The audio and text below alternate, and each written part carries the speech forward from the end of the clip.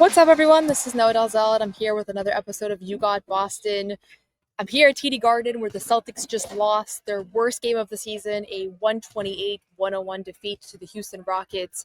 A game that Joe Mazzulla said, we just didn't have it tonight. Peyton Pritchard said, we just got popped. Sometimes that happens. That's happened when we were championship contenders, and it just sometimes happens to teams. And so Peyton Pritchard said in his postgame that there are no takeaways from this one, which led me to think first and foremost, what are my takeaways going to be on this podcast if Peyton Pritchard says there are no takeaways? Because as you all know, on You Got Boston, I've been doing post-game recaps after every single game, regardless of the outcome, and in particular looking for positive things to draw from the games in preparation of what could be a challenging year. Jury remains out for how good this team's going to be, but that's what I'm doing here on this show, which you can find on Apple, Spotify, YouTube, where I think most of you are watching it, but maybe you're actually listening.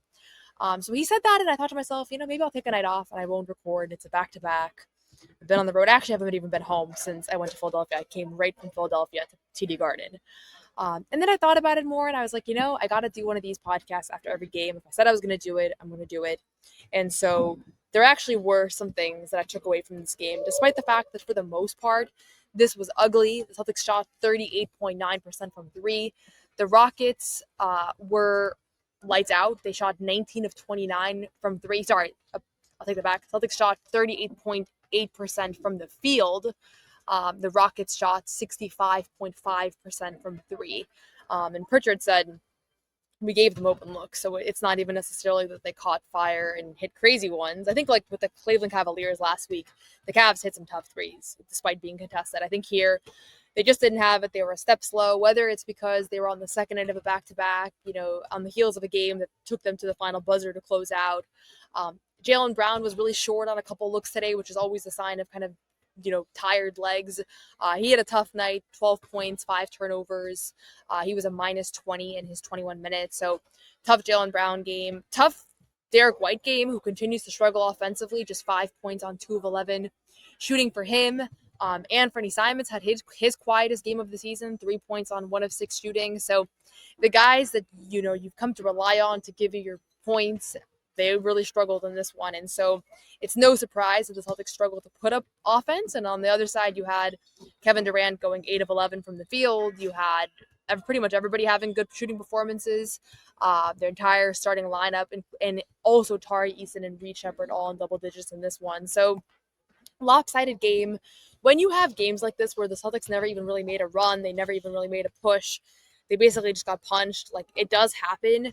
And one-off, it's not a huge deal. But Joe said in post-game, a game like this, it's all about how do you respond on Monday and shoot around. How do you respond Monday night against the Utah Jazz? Like, that's what you are going to extrapolate from this, right? If they come back and have a great game on Monday, I think you can kind of toss this one. But if this happens once a week or this happens one every 5 games, then it becomes a part of your identity and who you are as a basketball team. So far, I've really liked the Celtics team's level of compete. They're 3-4, so it's not like their record is something to go tout, but the Knicks game, they showed a lot of resolve. They only lost by 10 in that one. They lost, despite being down big time earlier in that one in Madison Square Garden. Opening night, they were leading for a lot of that game. They lose by 1. The Pistons game, also a crunch time loss. So it's not like, in these 7 games, this is the only game where they really were out of it from cover to cover. Knicks game was a blowout for portions of that one. So again, I don't think this is representative of how the Celtics team is going to operate moving forward. But we'll see. We'll see. It's too soon to say for certain that this game means absolutely nothing. I'm never gonna say that definitively. That being said, there are a few positive things that I'm going to draw from this one that are the kind of things you hope will translate when this one is closed, right? Number one is Baylor Scheierman, who, is beginning his second season, had a tough summer league, especially shooting wise, tough preseason, and you start to wonder, is this guy just getting buried because you see 19-year-old Hugo Gonzalez come in and impact the game better than Baylor has been able to, and Baylor has 6 years on him, right, or 5 years on him. So there's a little bit of pressure on Hugo and on Baylor when you see other guys, Josh Minot's making an impact with his rebounding and his defense and his athleticism. And Baylor doesn't have that raw athleticism, but he has other things that he does well. He's a better ball handler and potentially a playmaker and shooter and scorer and these other things that haven't quite translated to the NBA level the way that I'm sure he thinks they will and hopes that they will. But in this game, Baylor Scheierman puts together his best effort since probably last spring, as far as, full display of basketball. In his 22 minutes, Baylor was just a -2, which in this game was like winning the lottery because they were obviously getting blown out the entire time. So pretty much when Baylor was on there, the Celtics were right in it.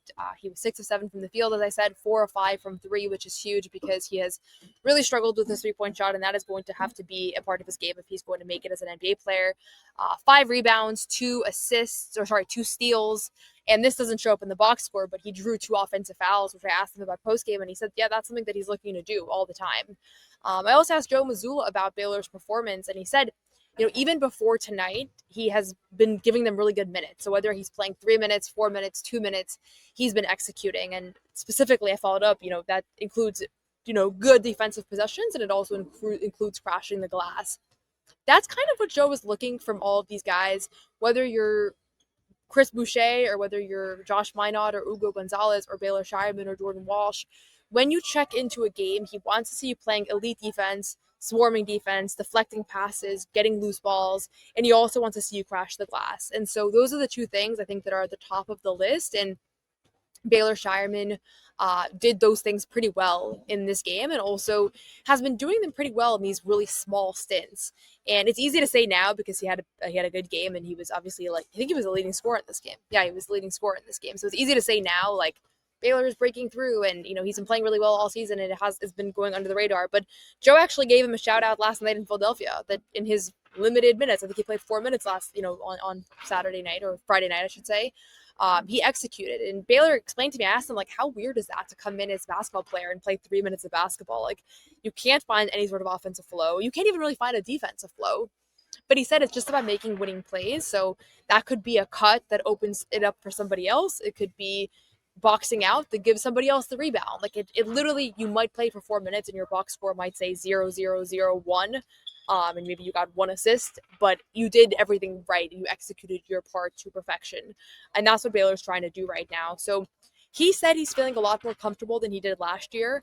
The biggest thing that he took away is that he is riding the highs and lows of the season, knowing that there are going to be highs and lows, and he's not going to overreact to them, which as a rookie, I'm sure you have a great game and you hear all these great things about you, and you feel great about yourself, and then you have a bad stretch and you ride the lows of that, and you start to wonder, are you going to make it in the league? And I think in his second season, you're seeing everything kind of be a little bit less dramatic in that sense. I mean, the thing that everybody says about Jason Tatum and Jaylen Brown is that they are even keeled, right? They don't overreact to the highs and lows, and that's what's made them be sustainably successful players in this league and win a championship and be all NBA and all stars and all that. And I think that Baylor Scheierman is somebody that is going to learn that. So I'm not going to sit here and say Baylor Scheierman had a great game in garbage time and the Celtics got crushed and therefore this is his big break in the league. But he did need a game like this. He needed to see the ball go through the basket. He needed to play more than 4 minutes. And at the end of the day, I know some people here are high on Baylor, but more of you guys, I think, are low on Baylor Scheierman, especially seeing Ugo come in and find a way to make an impact faster. But they just picked up his player option, or they just picked up his qualifying offer for next season. So he is on the roster next year. So they had to make that decision by Halloween of this season for next season. And he's making not a lot of money for NBA standards. He's making $2.7 million next year. So it's a bargain deal. And I don't think it was too difficult of a decision to pick up that option because they ultimately did pick him in the first round last year, and it's not like he's been abysmal on the court. He just hasn't played a whole lot. So for Baylor, he's here to stay this year and next, and they're going to need cheap talent alongside their very expensive players, whether that's Tatum or Brown or whoever else. And where I'm at with it is that you got to find a way to make Baylor help impact winning for the Celtics team. And tonight he showed flashes of what that could look like, both shooting more confidently, playing active hands. I've said this before, but when he can play really, really hard, he has that skill, because I do think playing hard is a skill. And he's not the natural athlete that Ugo is, but it's not like Ugo versus Baylor. I'm saying that, but I'm the one that's comparing them. But I know that because they're the 2 most recent draft picks, that's naturally going to happen.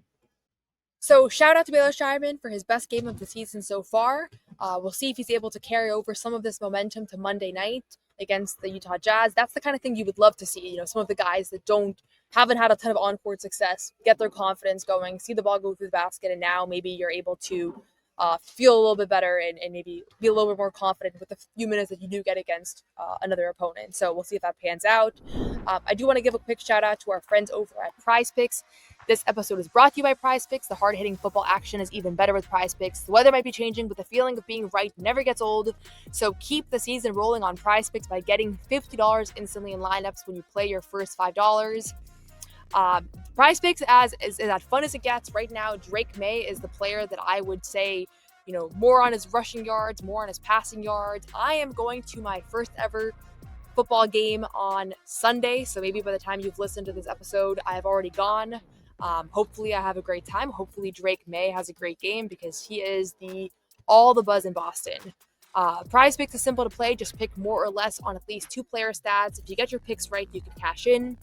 On Prize Picks, how you play is up to you. If you want flexibility, choose Flex Play where you can get paid even if one of your picks misses. And if you want the biggest payouts, go for the power play. No matter your play, Prize Picks is a great way to put your takes to the test. Prize Picks also offers injury reboots. If one of your players leaves the game in the first half and doesn't return, Prize Picks won't count it as a loss. Download the Prize Picks app today and use code CLNS to get $50 instantly in lineups after you play your first $5 lineup. That's code CLNS to get $50 in lineups after you play your first $5 lineup. Prize Picks, it is good to be right. So, I mentioned Baylor Scheierman, one positive takeaway from this one. In that same breath, I'll also give a shout out to Jordan Walsh, who also played his best basketball of the season in his 18 minutes. He had 10 points on 4 of 10 shooting, 2 of 5 from 3, 4 rebounds and assists. I think with Jordan, like Baylor, like Ugo, like all these guys, you want to see the 3-ball drop. So 2 of 5, not a bad figure for him. He looked pretty confident shooting them. And again, you want to see him getting the passing lanes, playing this swarming defense that has been pretty effective for Boston so far in the early days of the season. So these are your 2 draft picks, outside of Ugo. These are your 3 young guys, and they should get some opportunities this year because ultimately you have them under contract. Jordan Walsh's contract is partially guaranteed this season. In January, it'll become fully guaranteed if they don't waive him. And I think you want to get as much as you can from these guys, even if they're imperfect players.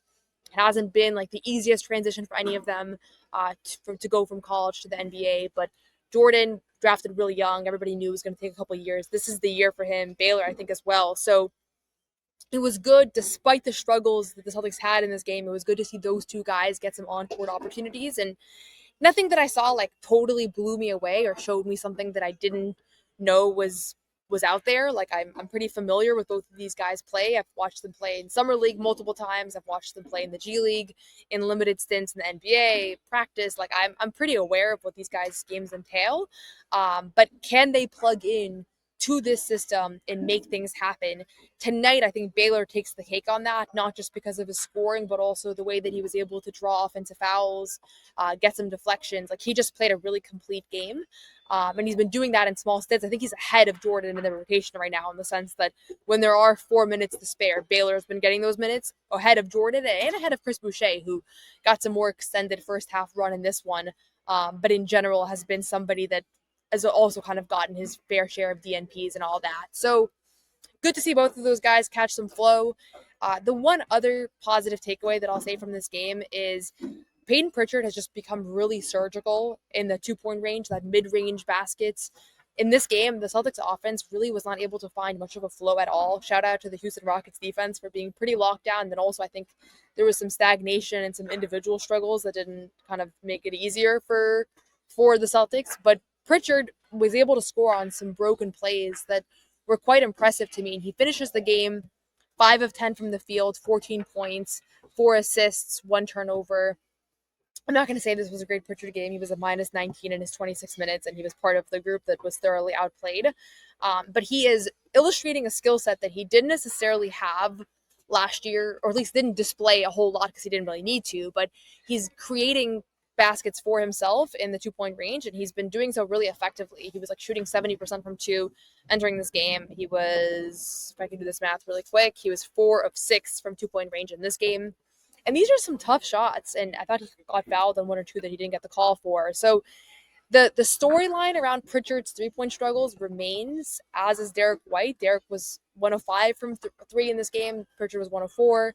Like, these guys have got to get going, and I do think it's mostly mental, especially for Pritchard. I think he's getting good looks. Derek's getting slightly worse looks in my eye. Maybe I'm wrong on that, but that's what I see. So they're going to get better looks. They need to. The team has to make an effort to get those guys going because they are so critical to what the Celtics are doing on both ends of the floor, and they're going to be out there, right, offensively for certain. But it's really encouraging that despite the 3-point struggles, the Celtics are able to, or Peyton Pritchard, I should say, is able to find some success at the 2-point range. So shout out to him that in this really ugly offensive game for the Celtics in which they shot 38% from the field, he was still able to get some good looks, going downhill. So that's good to see because I'm pretty confident the 3-point shot is going to come around. And when it does, he is a more advanced scorer that can score in more ways. His bag is deeper than it was in previous seasons, and you can see that he's really confident getting to a spot. And I just find it also so thoroughly impressive that he's able to get that shot off against some elite defense. So shout out to him in a bad game. In a very ugly game, he was able to have some nice offensive possessions. Those are my takeaways. Honestly, this was a bad loss, so I'm not going to pretend like it wasn't. I think the hope is that it's not something that is indicative of a larger trend around this team and that it's just one of those nights. I've covered this team. This is my third season. I've seen these nights many times. Pritchard said the same. Joe said the same. The question is this indicative of something bigger, and can you bounce back, right? So you want to have a really good shooter on Monday morning. You want to have a really good game on Monday night against the Utah Jazz. It's going to pose a challenge. The Jazz have been one of the best offensive rebounding teams in the league. The Rockets were the best offensive rebounding team. You saw that be a problem early on here, so that's going to be a point of emphasis. Joe Mazzulla said it pregame, but rebounding is going to be a decision they have to make every single day. It's not something that you just solve. So that's it for now. I'm wrapping up here. TD Garden, nearing 1 a.m. It has been a lot of games and a lot of days. I can only imagine how the players feel. Thank you, as always, for watching. Let me know what you think, what you thought about this game in the comment section. Let me know what you think about Jordan Walsh, Baylor Scheierman. Are you higher in one of these guys than the other? Did what you see from Baylor today encourage you about a potential rotation spot? Let me know. Honestly curious for other people's perspectives here. We'll have more coverage coming this week. The Utah Jazz come on Monday, Wednesday, the Washington Wizards, and then Thursday we hit the road. 2 games in Orlando this weekend, and then 1 in Philadelphia. So schedule is not getting any easier. More games coming up. We'll see how the Celtics fare. As always, thank you for watching. Subscribe, tell a friend, and enjoy it. Hope you enjoyed the show.